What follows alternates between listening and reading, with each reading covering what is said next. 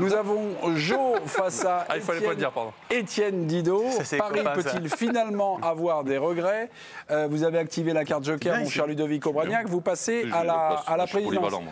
Vous n'aviez pas de regrets, donc je ne sais pas si vous êtes vraiment mieux placé. Mais je voulais entendre les arguments de la star du plateau. Ok, très bien. Je les donne tout à l'heure. Jacouille, est-ce qu'on est prêt en plateau? Merci beaucoup. Paris peut-il finalement avoir des regrets? Vous êtes à l'origine du duel, développez tranquillement, mon cher Johan. Vous êtes dans votre ville-peuple, vous êtes à votre place finalement. J'avais commencé à développer. Je trouve que la première mi-temps, il n'y a pas photo. Le 2-0 est même presque flatteur pour le PSG. Après, avec l'exclusion de Diaz, ça équilibre les débats. Et je trouve qu'en deuxième mi-temps, oui, tu peux avoir un peu de regrets parce que tu pousses, tu essayes de revenir. Il y a quand même ce 2-1 qui est à 20 minutes avant la fin du match. Tu te crées quelques opportunités. Donc tu peux avoir quelques regrets quand même finalement sur la deuxième mi-temps. C'est vrai que si tu t'arrêtes à regarder le match à la mi-temps, comme la plupart des gens qui sont sûrement sur ce plateau, donc tu peux dire que non. Mais je trouve qu'un petit peu oui. Une attaque caractéristique sur le seul Étienne Didot. Comment va-t-il réagir? C'est tout le sel de l'équipe du soir. Non, moi j'ai été vraiment surpris par la performance du PSG en première période. Je les ai trouvés vraiment amorphes. Il n'y avait pas de course, il n'y avait pas de changement de rythme. Ils ont été complètement mangés par le Bayern. Je ne m'attendais vraiment pas à ça. 2-0 à la pause. Je pense que c'est vraiment flatteur pour le Paris Saint-Germain. Pour moi, il doit y avoir 3 buts d'écart à la pause. Donc à partir de ce moment-là, il y a une petite réaction parce que le Bayern était réduit à 10. C'est le petit coup de chance parisien. Mais sans ça, le PSG n'aurait pas existé ce soir et ça m'a vraiment énormément surpris. Oh, ok, pas de possibilité de... encore du temps, non, vous n'avez plus le temps, mon cher président. Donc pour Étienne, il n'y a eu qu'une mi-temps. Ne vous inquiétez pas, nous sommes en direct jusqu'à minuit 45. Je pense que vous aurez l'occasion de reparler une seule fois simplement. Attends. Ok. Mais par contre, pendant 25 minutes. Et Ludovic, vous vouliez assister à cet échange. Votre position était celle d'Étienne au début de l'émission. Vous avez écouté Jo. C'est sûr que ça a évolué. Il est solide, Ludo, il est solide. Non, il a eu de bons arguments et qui aurait pu essayer de me retourner comme une crêpe. Ouais, mais il y a un mais voilà, parce que ce qui reste au final, même si Paris avait égalisé dans ce match, c'est l'impression que nous ont donné les deux équipes. Et honnêtement, à 11 contre 11, l'impression, la balance a penché nettement du côté du Bayern Munich, quoi. Une impression ils ont dégagé une telle force, une telle sérénité, une telle cohésion, le pressing, l'intelligence de jeu, même individuellement, je les ai trouvés, mais à l'inverse du Paris Saint-Germain, en fait. Pour tout vous dire, j'ai cru qu'ils étaient un de plus en première période, tellement c'était... Donc sur l'impression générale, même s'il y avait eu 2-2 dans ce match-là, honnêtement, le Bayern m'a fait une impression... Mais ça, on est d'accord là-dessus. Ouais, c'est pour ça que Paris serait revenu. Mais même la deuxième, moi je trouve ton analyse de la deuxième mi-temps assez étonnante aussi. Parce qu'en fait, une attaque défense. Oui, une attaque défense parce qu'ils l'ont voulu comme ça. Mais il y a eu 2-3 contres du Bayern qui auraient pu être bien menés et qui ont amené le danger aussi du côté de Chevalier. Ça n'a pas été mené. Oui, de la même manière que les occasions parisiennes ne sont pas allées au bout. Et finalement, on a vu un Paris Saint-Germain qui a changé un peu de rythme à partir du moment où il y a eu ce but. Parce que même avant, c'était quoi? C'était de la passe à 10 autour des gardiens, avec des frappes de loin contrées absolument tout le temps. Neuer n'était pas mis spécialement en difficulté. Et c'est quand il y a eu le 2-1, évidemment qu'à ce moment-là, c'est logique, il y a une forme de révolte de dernière minute qui est arrivée. Mais sinon, même la deuxième mi-temps, la gestion de la deuxième mi-temps... Faut pas se laisser abuser par sa dernière impression. Non, c'est ça. Bon, donc notre Jo a été... Après, Johan a vu peut-être que la fin du match, il est arrivé en retard. Mais c'est parce qu'il n'aime pas le foot allemand, peut-être, c'est pour ça. On va aller voir Giovanni Castaldi, notre envoyé spécial. Giovanni, ce qui marque un peu le plateau, en tout cas dans sa majorité, c'est l'impression de puissance, de domination laissée par le Bayern. Vous, vous avez vu ce match pas à la télé, vous avez de la chance, in situ. C'est aussi votre première réflexion et votre première analyse. Bonsoir Giovanni.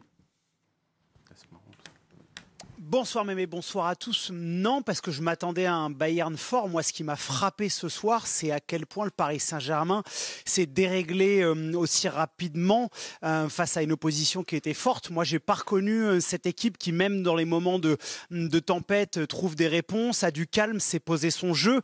J'ai trouvé qu'il y avait eu beaucoup d'erreurs individuelles. J'ai trouvé que beaucoup de joueurs individuellement étaient passés au travers. Donc, que le Bayern soit une équipe forte, j'ai pas été spécialement impressionné par le Bayern ce soir. J'ai nettement plus été déçu par les 45 premières minutes du Paris Saint-Germain sur des joueurs que j'ai trouvé d'une fébrilité sans nom. Je pense à Marquinhos qui a totalement raté son retour. J'ai trouvé aussi une forme d'apathie sans ballon.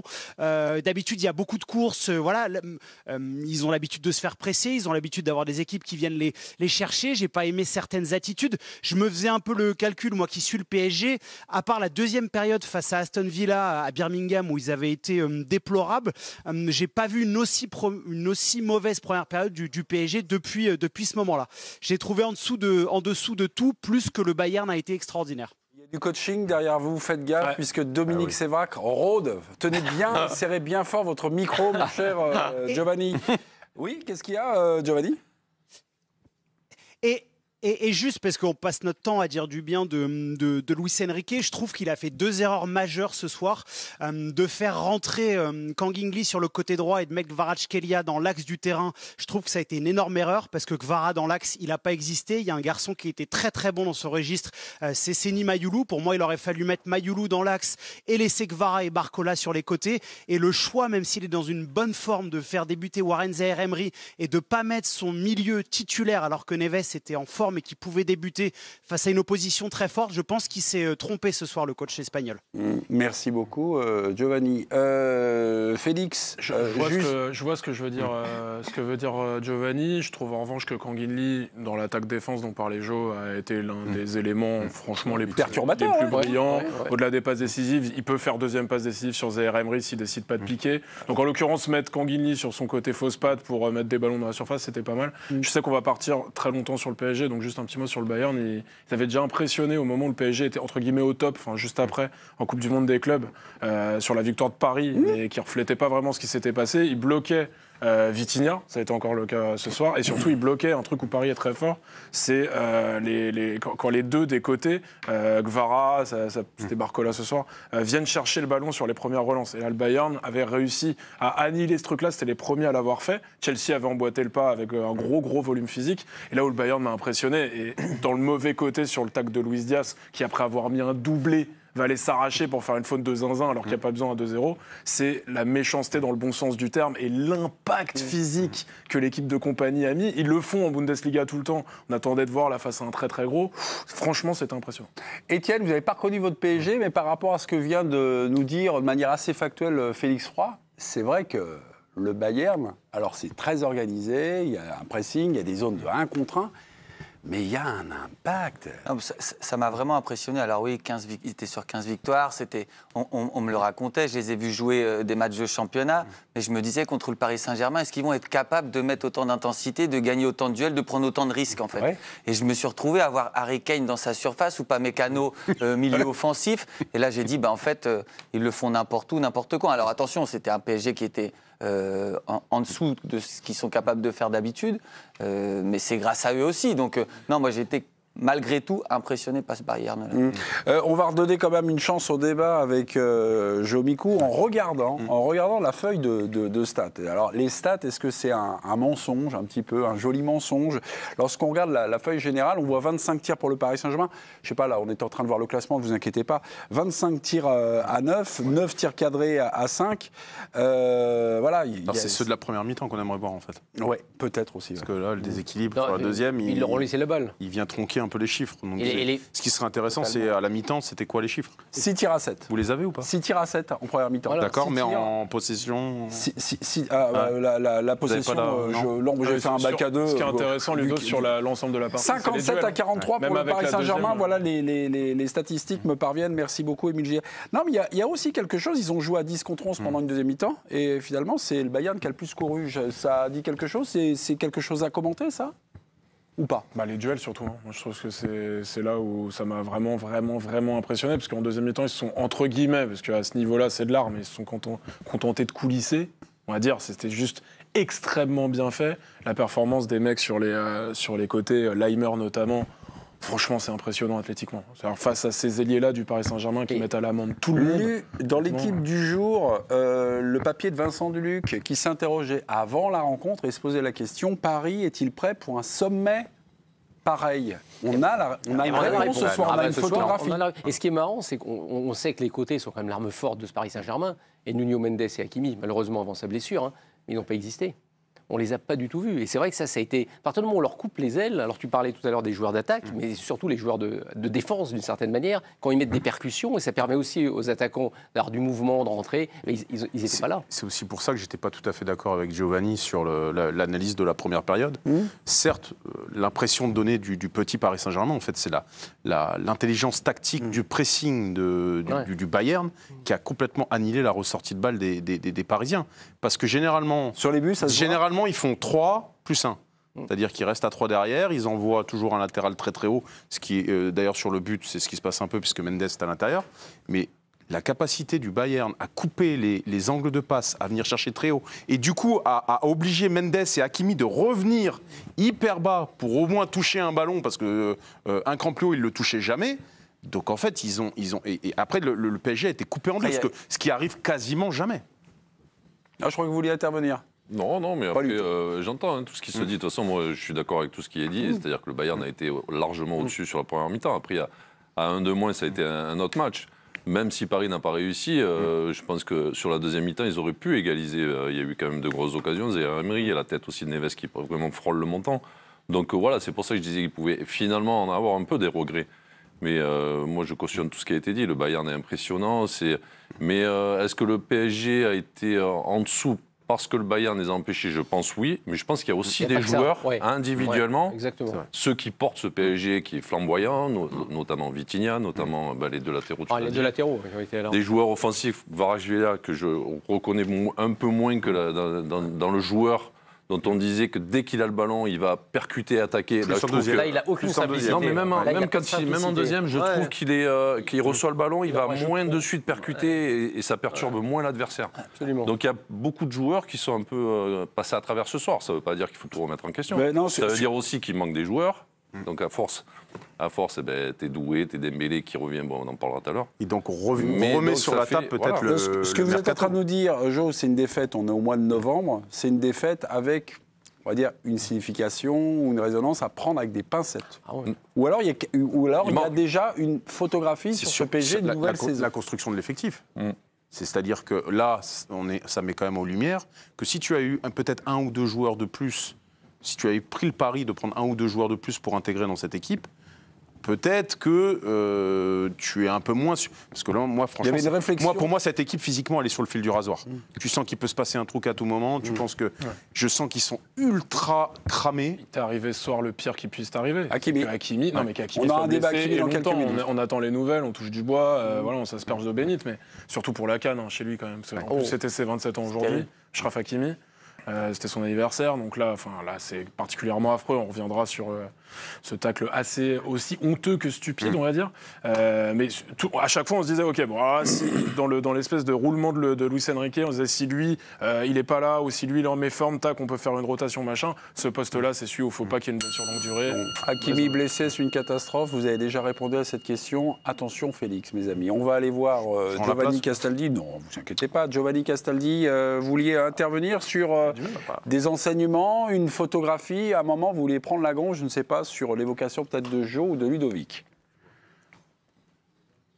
C'était sur l'évocation de Jo qui soulignait à juste titre, ça enlève pas le mérite au Bayern qui a fait, et le début de mon intervention c'était, je les attendais très fort, ils ont été très forts.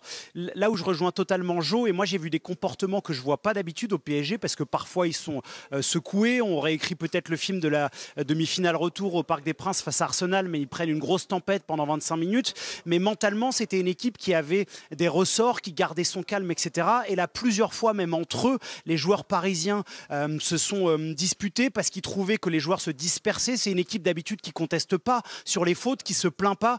Jo a raison de pointer du doigt par Kvaratskhelia, qui est d'habitude un joueur courageux qui ne dit rien. Là, il a passé sa soirée à râler. Il y a une scène aussi en fin de rencontre quand Nuno Mendes met un brin à Laimer, il prend un carton jaune, il se fait engueuler par Vitinha, Marquinhos et Luis Enrique qui lui disent la tête, la tête, la tête. Je trouve aussi que psychologiquement, ce soir, c'est une équipe qui a manqué de ressort et d'habitude, c'est une de ses grandes forces, c'est de garder son calme en toutes circonstances et de développer son plan.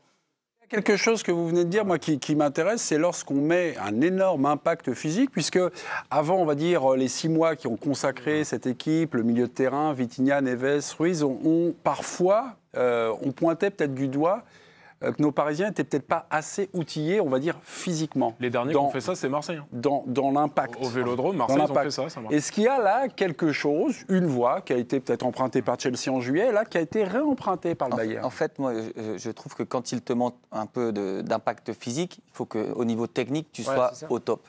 Et là, ce soir, combien de fois on a vu dos au jeu ou dans un 1-2-3, l'erreur technique. Barcola, j'en ai une flagrante, il la remet par-dessus. L'autre côté aussi. Et en fait, comme techniquement, ils étaient au-dessus du lot, physiquement, tu n'arrivais pas à les choper. Tandis que là, ils se sont retrouvés dans des deuxièmes ballons, dans des duels qu'ils ne devaient pas jouer. Et du coup, ils ont ramassé. Et Etienne, c'est un peu l'œuf ou la poule, parce que moi, j'avais l'impression qu'ils étaient aussi mangés athlétiquement et je veux dire, et physiquement. Et ils avaient toujours. Ils étaient toujours dans des d'avance. Ils n'avaient pas le temps d'avance qu'ils ont techniquement d'habitude dans la passe, etc. Ouais. Et du coup, ils se retrouvaient dans des duels qu'ils n'ont pas joué d'habitude. Donc en fait, ça devient plus compliqué. Oui, mais il y a eu des pertes de balles aussi, parce que techniquement, il y a eu des erreurs majeures. On le voit sur le premier but. La perte de balle, c'est Nuno Mendes qui la perd. Il fait mieux un contrôle tranquillou. Ça, il ne doit pas le faire. Et Nuno Mendes, notamment en première mi-temps, il a plein de balles comme ça, des passes qui étaient ratées. Marquinhos, des passes ratées. Hakimi, à un moment, il y va tranquille. Il met une tête. Ça a failli faire but. Ça s'appelait 2 poteaux.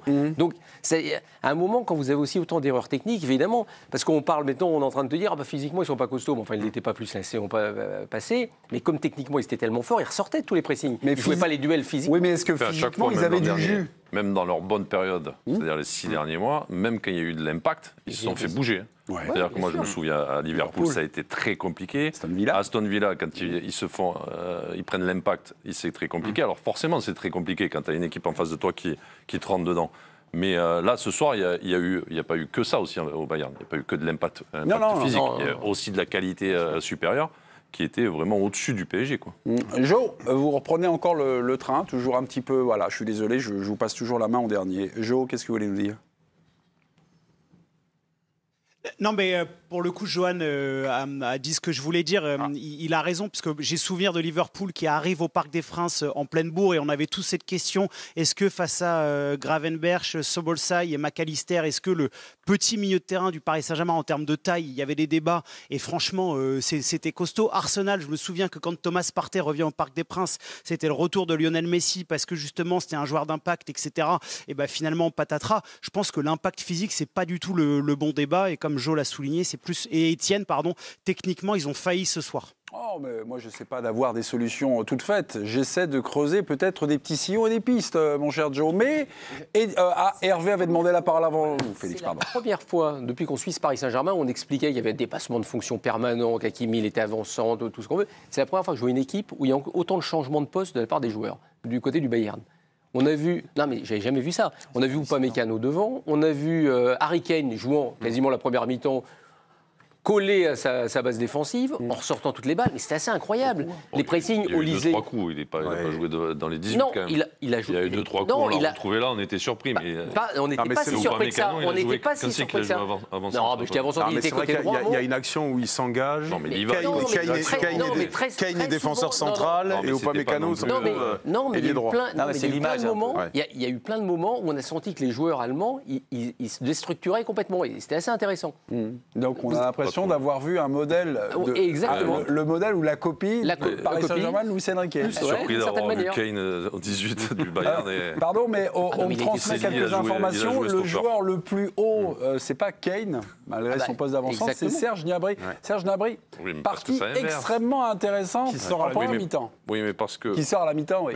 Parce que Kane décroche souvent et Gnabry prend l'espace, donc c'est pas trop surprenant non plus. Oui, mais Kane, il décroche pas dans ses 18 quand même. Non, j'ai pas dit 18, mais tu l'as vu très souvent dans sa défense. 2-3 fois devant les 18. Et c'est intéressant, on voit que Kompany a complètement la main sur son équipe et sur son projet, sur ce qu'il veut faire, parce que Gnabry, c'est le meilleur du Bayern en première période.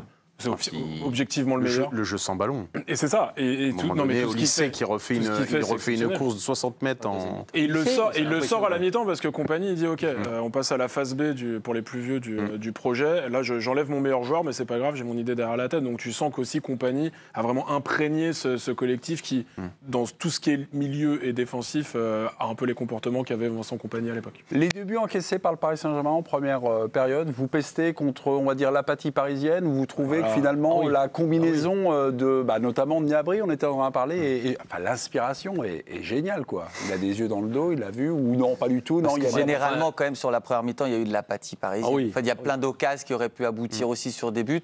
Et j'ai senti Marquinhos qui n'allait pas vraiment au duel. Tu sens que Mendes la remet un petit peu comme ça. Si ça passe, ça passe. Si ça passe pas, mais là contre une équipe comme ça. Donc après, il la joue bien. Il joue bien les coups. Ils auraient pu en mettre d'autres d'ailleurs. Mais je trouve qu'en général, l'apathie parisienne, pour moi, m'a sauté aux yeux. Ils ont joué sur la faute, là. Parce que les débuts d'action, c'est chaque fois des erreurs adverses. Non, mais Marquinhos, c'est très surprenant, par contre, la réaction qu'il a. Parce qu'en plus, moi, si à la limite, il est tourné dans l'autre sens, que Luis Diaz arrive, il lui prend le ballon, je veux bien. Mais à un moment donné, on le voit tourner la tête vers Luis Diaz, et ensuite, il pense qu'il va... C'est le moment où Luis Diaz accélère vers lui, il se retourne de l'autre côté comme s'il était seul, en fait. Mais je pense que Marquinhos, tout le match, avant le match, je pense, et sur ce début de match jusqu'à cette erreur, il a Kane dans la tête, en fait. Il a Kane dans la tête, et si tu regardes sur son erreur, juste avant, il y a un gros duel avec Kane pour une fois. Et il récupère le ballon. Et pour une fois, il est entre guillemets plus malin que Kane là-dessus, parce que l'autre, il lui fout le bouillon depuis le début du match. Et là-dessus, t'as l'impression que d'un coup, t'as une espèce de soulagement, genre, ouf, là je l'ai bouffé, et là, il a 2 temps de retard sur le reste. C'est une grosse erreur. Mais pardon, mais au moment, parce qu'il a un temps infini pour prendre sa décision, généralement, le football aujourd'hui, c'est très rapide, il doit avoir une seconde pour faire la passe. En fait, est-ce qu'il est piégé par le jeu du Bayern? Tous les angles de passe sont coupés. C'est ce qu'Etienne dit, en fait.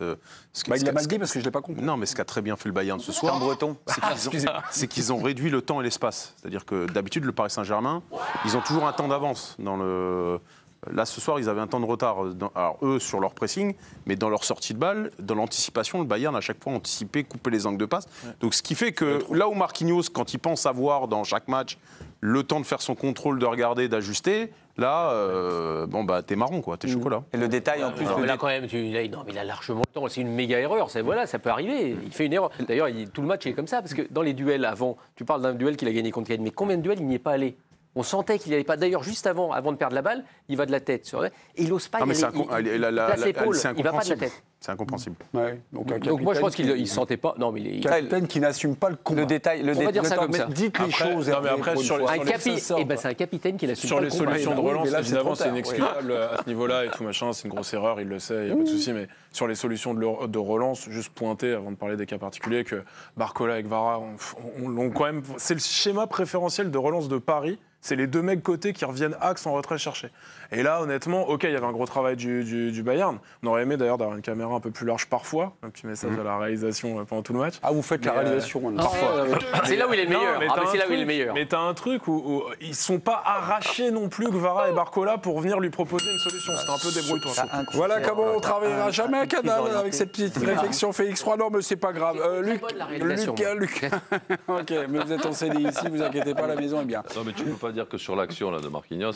Non, pas sur cette action-là. Pendant l'intégralité de la première période, tu sentais quand même. Tu disais, franchement, en termes de proposition de solutions. Peut-être qu'ils n'arrivaient pas à trouver les solutions aussi. C'est qu'ils ne voulaient pas redescendre assez bas. C'est une erreur. Marquinhos.